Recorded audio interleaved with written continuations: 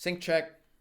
What's up, YouTube? My name's Noodles, and if you're watching this video, I guess that means this is the 10,000 subscriber AMA, and we have somehow hit 10,000 subscribers on the channel. I don't know if this was ever really the plan. I don't know if I ever thought that there was a target here. Kind of just keep going and see what happens. But we're here, so let's make the most of it. I haven't really done a fluff content piece like this, so I figured for, 10,000 subscribers, might as well try something different. So I got a bunch of questions from you guys in front of me. Let's take a look. First question from DigDug7. What was your favorite map to make a guide on? I'd say there's a lot of candidates here. Obviously, the first maps I did with Der Eisendrache and Grod Krovi early on, when that's still in the early parts of developing my strategy, both for how to present and how to tackle a map on my own predominantly. Those definitely were maps that helped formulate my style going forward. But I'd say my favorite map to make a guide was Blood of the Dead. The reputation of this map as being just so incredibly difficult, but also while playing it, kind of learning how formulaic and how it can be broken down, definitely made it feel like both a quality map and a quality guide. And thanks to all the practice I had on other maps, getting to that point, definitely couldn't have done Blood of the Dead first, but I think it is my favorite guide that I've made. Question from Orange. What is your favorite zombies game/map? I think a lot of people will say Black Ops 3 as their favorite.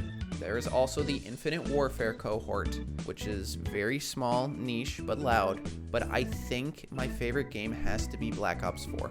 The content is massive. I did not play Black Ops 4 much on release for zombies, so I did not experience the same woes that much of the community had regarding early bugs, graphical issues, crashing, what have you. But the fact that you can have 7 maps with huge Easter eggs, and I think they are much closer to the true and more perfect Call of Duty Zombies Easter egg formula, as well as you throw on like the Gauntlet Challenges mode. There's a lot in here, honestly. And I think if there were one zombies game that I were forced to play for the rest of my life, it would probably be that one. Question from Aiden Boyo. He's got a list here. Favorite Easter egg, favorite wonder weapon, worst Easter egg step, and spiciest hot take for zombies. We're gonna rapid fire through this one.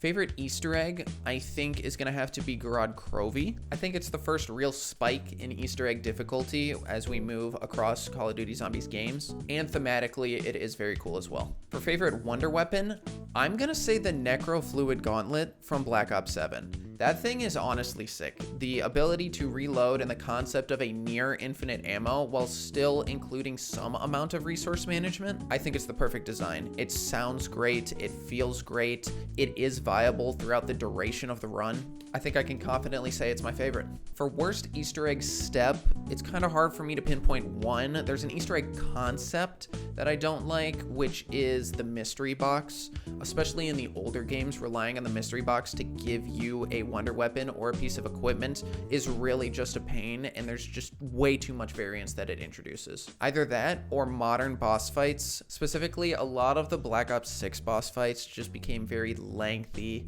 repetitive. Old boss fights used to feel a little bit more like a reward for actually doing the Easter egg, where modern Easter egg quests and boss fights have kind of flipped, where the very difficult boss fight is the reward for doing the relatively easier scavenger hunt of modern Easter eggs. Spiciest hot take for zombies? I think Infinite Warfare would be the best zombies, undisputed, if the movement wasn't terrible. The collision with zombies when you're working with multiple levels, such as Shaolin Shuffle, where you have the bridge that you can jump off of, the base mechanics of it are just too jank, and it holds back what is a very cool, unique, and self-contained story with the ability to do it all again with the coolest super Easter egg that has ever been made. Maybe considered a hot take, but I think if a couple things go differently, Infinite Warfare is easily the best. Question from Anonymous. Have you enjoyed your time making content, and what has been your philosophy on content making so far?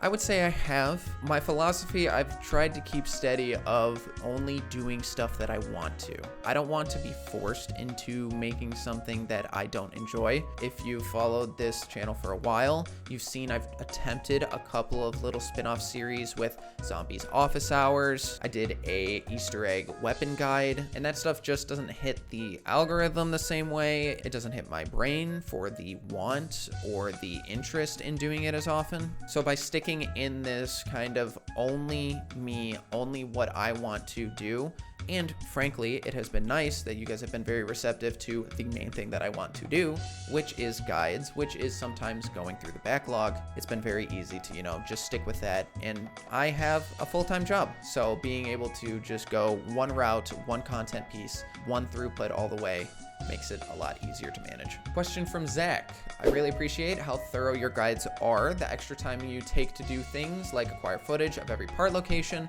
must be a bit of a slog. How long does an average EE guide take to put together? Also, do you ever lose? I imagine some failed attempts end up on the cutting room floor. Has any map in particular given you extra trouble? Ideally, if I really had all the time or was super regimented about it, it would take about a week. I would think it would be, maybe 2 days of gathering strats from watching speedrunners, looking at text guides. I'm not much of a video guide person, only if there's one particular part that I need that visual detail.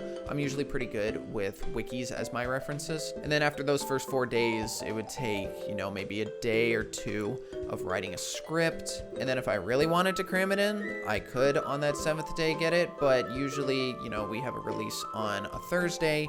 It's not unreasonable for me to put out a video by not the upcoming, but the Saturday after that. So about 10 days. In terms of do I ever lose? Constantly. I have about 120 gigabytes of Astra Malorum footage on my computer still, which is segmented into 60 to 90 minute blocks of me getting to the boss fight phase 4 and dying.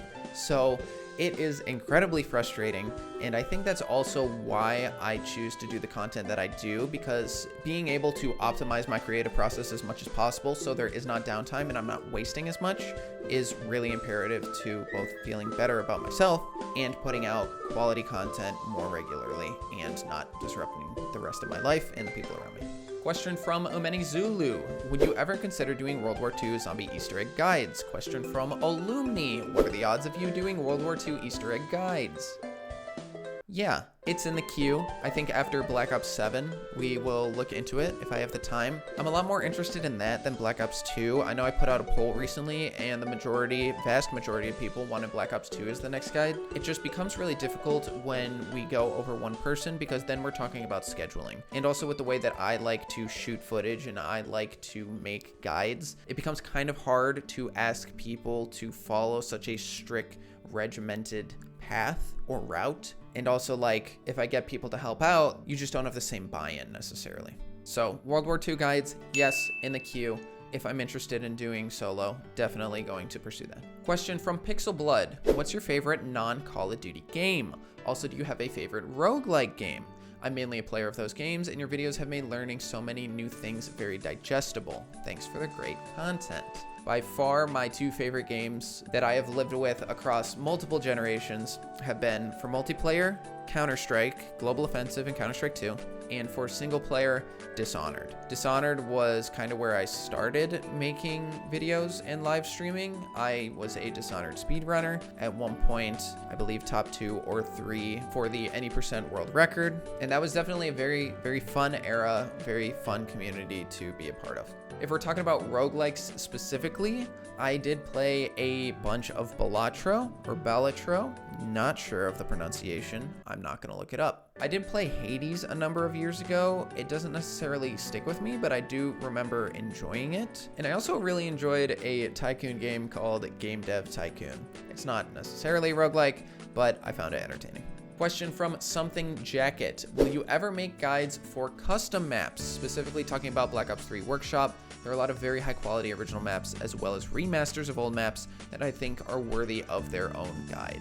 I'm not really interested in that at the moment. I think the backlog of games like World War II, like Advanced Warfare, Black Ops 2, stuff like that is of a higher priority, even if that's not even the highest priority in the world. Current focus is continuing through with Black Ops 7, then maybe moving on to the backlog, and maybe also new games if I find myself super interested. Grand Theft Auto 6 is supposed to come out this year. We'll see where that ends up. And I've never played a Grand Theft Auto game from the start. I have a handful of hours in GTA 5, but that's not really any sort of story environment. That's mostly running to the casino with my buddies who just feel like getting their blackjack fix. One last question here from MW West. You guided me through so many EE. Just want to know how often you eat noodles, though.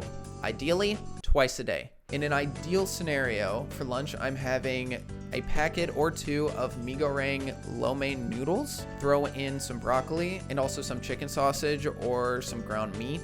And you can have anywhere from 500 to 800 calories if you do multiple packets. And then for dinner, it's pasta Alfredo. So I have a vegan Alfredo mixed with elbows or medium shells. It's got to be a small pasta noodle. Those are a lot better for the Alfredo meals. And then 4 to 6 ounces of chicken breast, 4 to 6 ounces of broccoli, another 800 calorie meal. And it just goes down like that. I'm someone who can eat the same thing over and over. My wife is not that person, and she hates it. So ideally, if I'm being really good about my meals and making sure to eat and remembering to get enough in, then yeah, twice a day would be the goal. Is that too much? I don't know. And I guess that's been the 10K AMA. Thank you guys for hanging out. If you're subscribed to the channel, thank you for being a part of the 10,000 who are. If you're just a viewer, thank you for tuning in. I've been Noodles. You've been awesome. I'll see you next time. Are we gonna do merch?